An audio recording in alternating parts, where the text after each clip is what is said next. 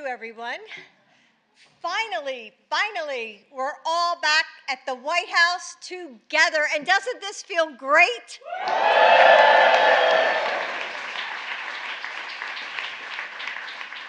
Kamala, Doug, Joe, and I are honored to welcome you to this year's White House Pride celebration. And truly, it's so wonderful to be with so many friends. You know, early in the campaign, Doug Chaston and I had the... Yes. In Las Vegas, I remember.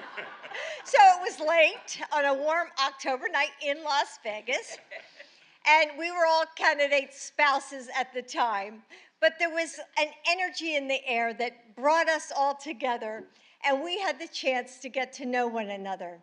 And we made a promise then that our next Pride celebration would be on the South Lawn of the White House.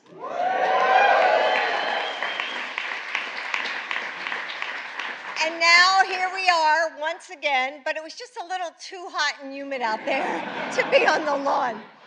So every year that we gather here in our nation's capital is a reminder of just how far we've come, that we have LGBTQ leaders at some of the highest levels of government.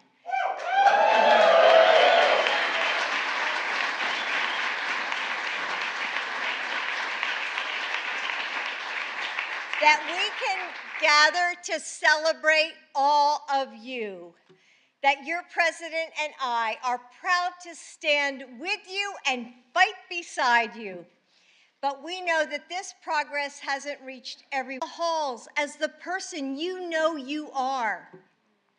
It shouldn't take courage to hold the hand of the person you love on a bus, to kiss them goodbye on the sidewalk, to share one of the most fundamental and beautiful connections that any one of us can have in this life.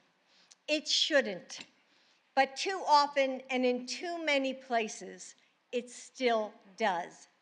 And in some way, all of you here today have called on that courage. And you've used your voice to say, we will not go back. We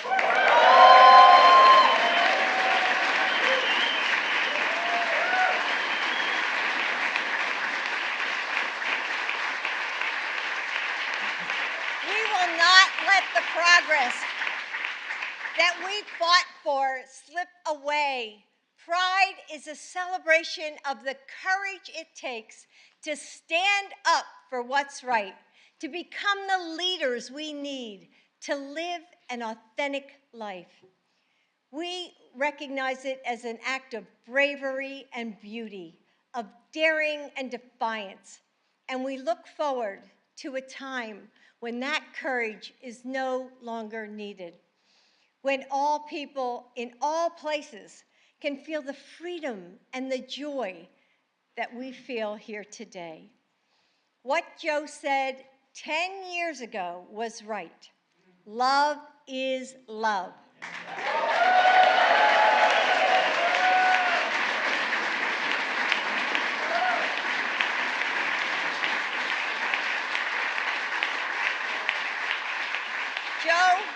Joe and I are grateful for all of you, and we will never stop working for that future. So now I'm so proud to introduce our next speaker. I'm always impressed when young people are brave enough to come to the White House and speak in front of so many leaders. But after organizing a walkout at his high school to protest the Don't Say Gay bill, leading a rally of his peers,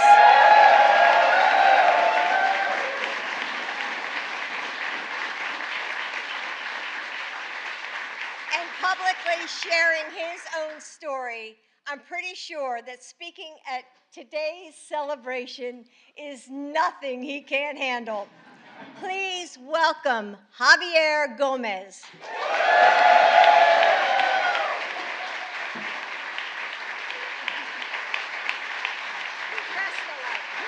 Yes, we press the light.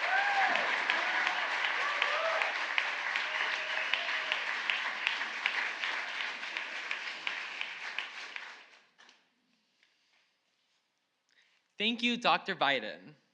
I'm honored to be with you today, an educator who champions students, as well as with the president, vice president, and second gentleman.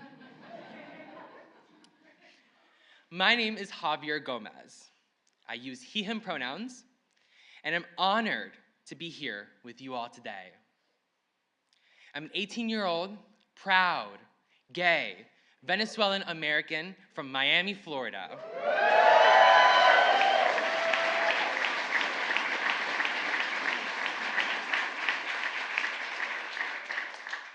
I graduated high school last week, and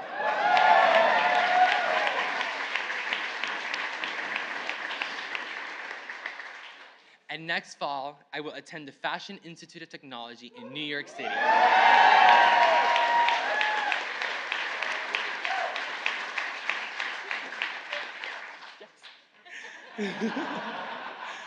Oh my God, the vice president told me it was a big deal. Oh my God.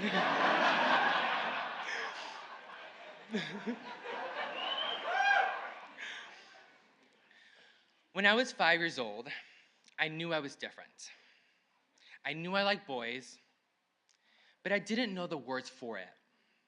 I was mocked and bullied for being too gay, too feminine, or too outgoing. Those words silenced me. But I had an escape from this. My openly gay 5th grade teacher. He created a classroom that made me feel welcomed. I even remember noticing his rainbow socks. It was a small but big symbol that gave me hope. As I grew older, coming out was a rocky process. But my 5th grade teacher provided me the support I needed to understand my identity.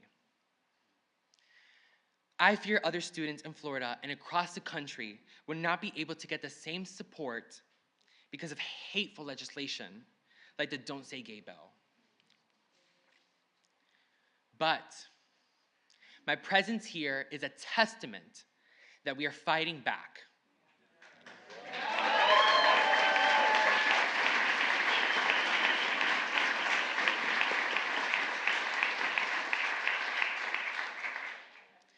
Because our lives are glorious, beautiful, and worthy.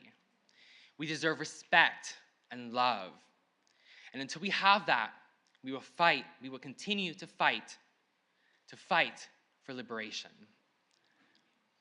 For months, I've been proud to work side by side with fellow students and allies in the community to fight back against this legislation that seeks to make schools in my state a more dangerous and hostile place to be LGBTQ+. We have traveled endless hours to Tallahassee to advocate and testify against the Don't Say Gay bill. We organized school-wide walkouts and rallies. And we looked into the eyes of those pushing this cruel and dangerous legislation and said, it's okay to be gay. Yeah.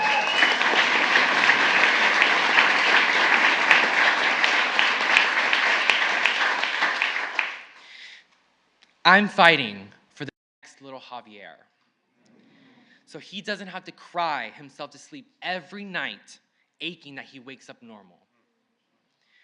To all the supportive parents, youth activists, teachers, and allies, I am proud to stand here today with you and with a true leader.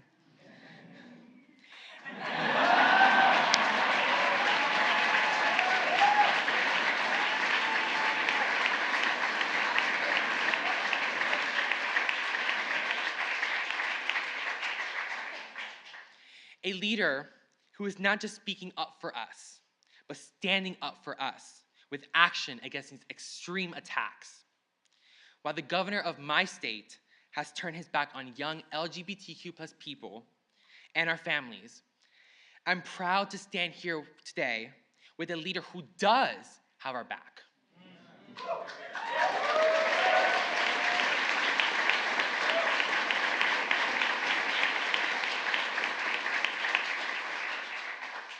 It is my greatest honor to introduce the 46th President of the United States of America, President Joe Biden.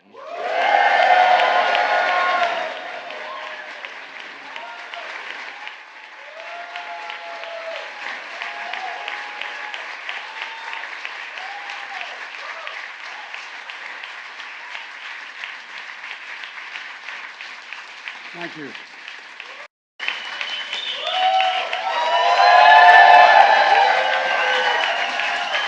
Thank you.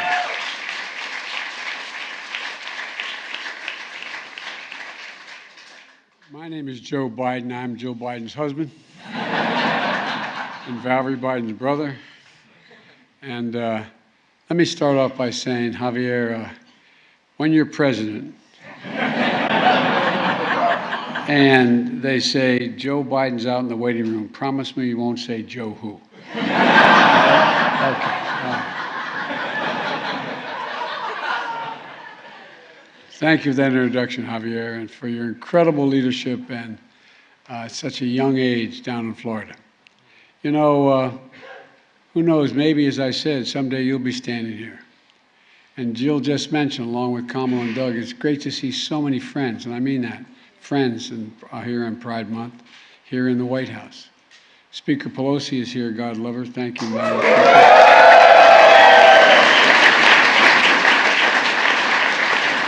Majority Leader Chuck Schumer from New York.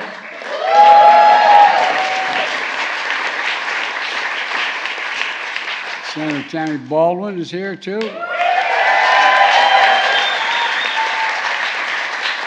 Congressman Dave Cicilline is here. And the senator who took my seat in the United States Senate, a guy named Chris Coons. Chris. And other members of the Equality Caucus. There are too many other people to mention by name. I shouldn't probably have started, but I want to say I acknowledge Judy and David Shepard, parents of Matthew Shepard.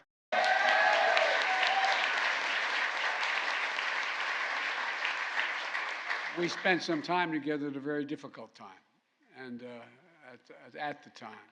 And what you've done and what Matthew did and what all of it are, I mean, look what's happened. In no small part because of you. I mean that sincerely. And it's good to see you both again. It really is. And by the way, it's almost exactly 7 years since the Supreme Court affirmed marriage equality in America. And Jim, you called me on the steps of the Supreme Court after that. Where's Jim? There you go. You called me. I got this phone call when the court decision came down, and Jim was standing on I think you were on the steps of the Supreme Court when you called me. And you said, well, we did it. We did it. We did it. The victory is not just for you and John, but for the whole country. The whole country. And Jim, it's good to see you, pal. It really is. You know, and as a point of personal privilege, I want to acknowledge Sarah McBride. Sarah, where are you?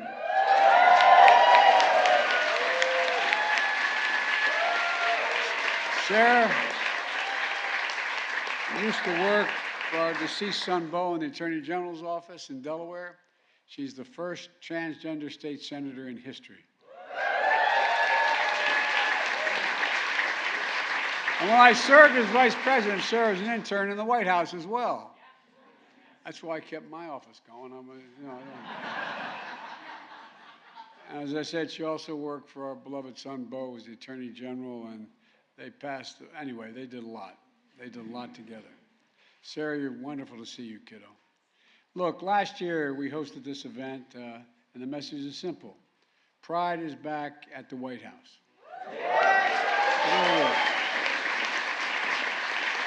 And from day one, this has been the most pro-equality administration in history, led by guys like Pete Buttigieg.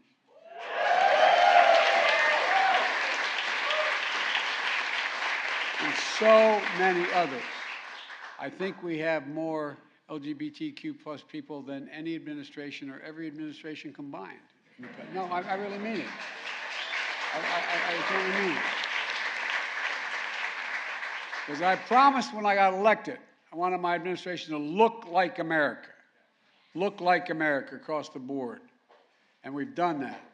A record number of out and proud appointees at every single level of our government. And as I said, you know, Secretary Buttigieg, who needs no introduction, is doing an outstanding job of rebuilding America. And I mean that in a literal sense, and not just in terms of what he's doing in transportation, but he's helping rebuild pride in America. And you know,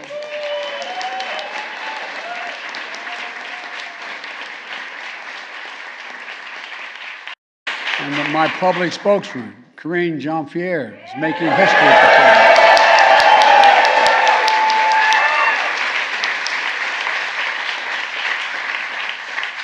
We're also joined by the Assistant Secretary of Health and Education and Human Services, Admiral Rachel Levin. And Undersecretary of Defense, Sean Steele. Where's the Undersecretary of Defense? There you go. Thank you very much for being here. The first and second transgender Americans to be Senate confirmed in American history. Let me say, as Commander-in-Chief, I'm proud to have ended the un-American ban on transgender Americans serving in our military.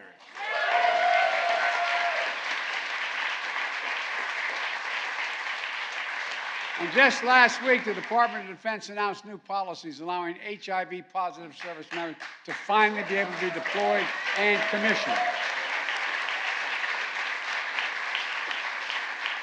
I'm also proud to have signed an executive order on my first day in office to combat discrimination against LGBTQI, plus Americans in housing, in healthcare, in education, in employment, financial services, and the criminal justice system.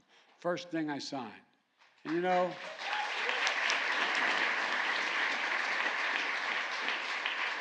no one knows better than the people in this room we have a lot more work to do.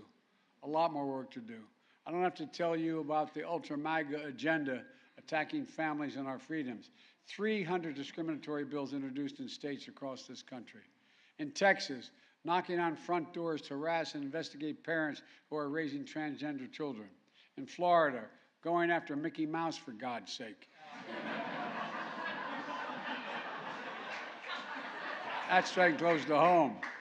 No, but think about this. All of you in this room know better than anyone that these attacks are real and consequential for real families. For real families. Just look at what happened in Idaho last weekend. 31 white supremacists stopped just before they reached the Pride celebration, where they apparently planned to unleash violence on people gathering peacefully in a show of their pride. I'm grateful for the swift response of law enforcement, and they responded. They responded. Violent attacks on the community, including ongoing attacks on transgender women of color, make our nation less safe because the attacks are more than ever last year, and they're on pace again this year.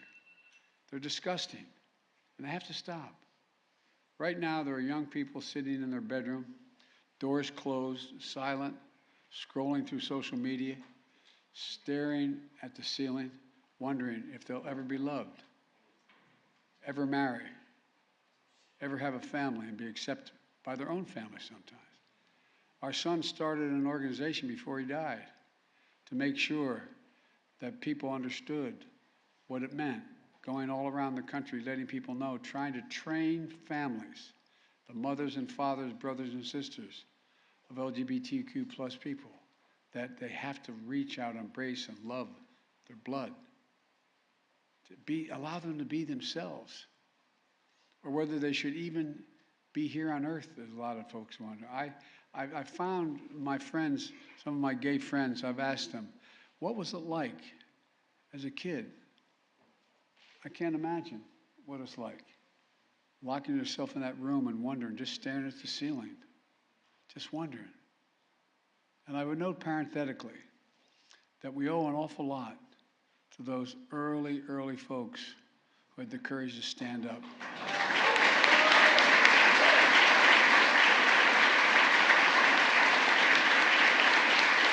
No, I really mean it. The message then was not only could you be physically beaten, but you'd lose your job. You couldn't, we owe so many people. And my message to all the young people Just be you. You are loved. You are heard. You are understood. You do belong. And I want you to know that as your president, all of us on this stage have your back. We have your back.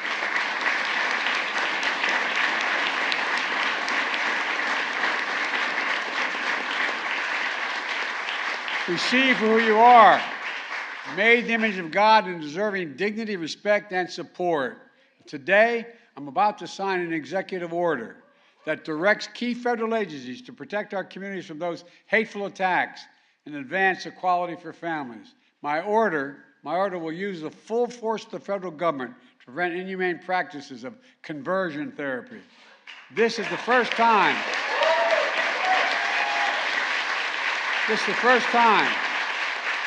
the federal government is leading a coordinated response against this dangerous, discredited practice.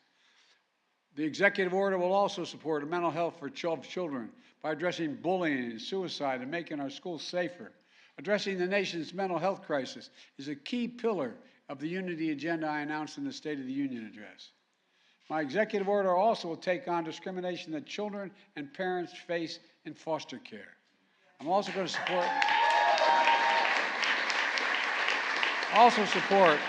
older adults so they can age with dignity. And also, there's a lot there that aren't. And we'll also do so much to protect and support our fellow Americans. But Congress has to pass an act as well, and that's the Equality Act.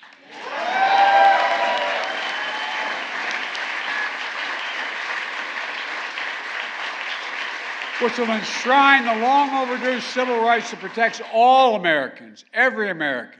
Let me close with this. We're in a battle for the very soul of this nation, and that's not hyperbole. We're in a battle for the soul of the nation. When I look around this room here and all you here today, it's a battle I know we will win. We will win.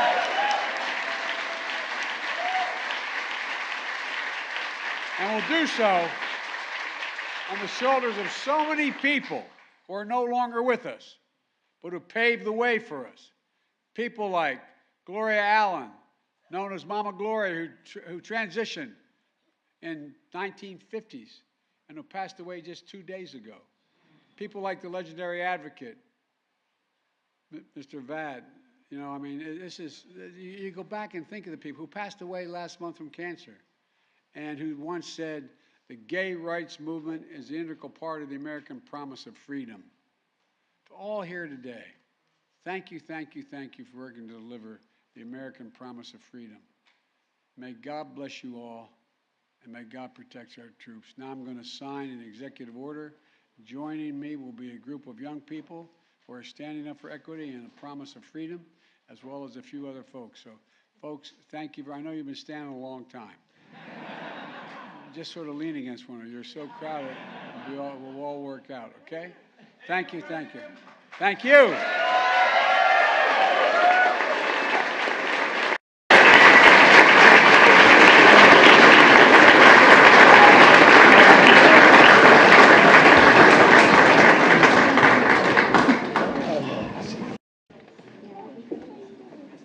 Advancing equality for liberation, for lesbian, gay, bisexual, transgender, queer, and intersex individuals. That's what I'm about to sign.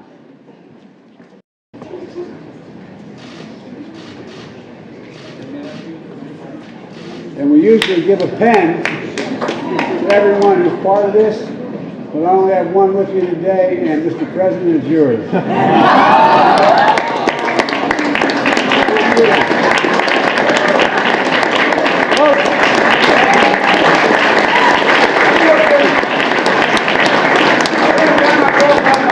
House up in Pennsylvania. He yelled, Joey, keep the faith. Our grandmother don't know. Spread the faith. Go spread it. Let's go.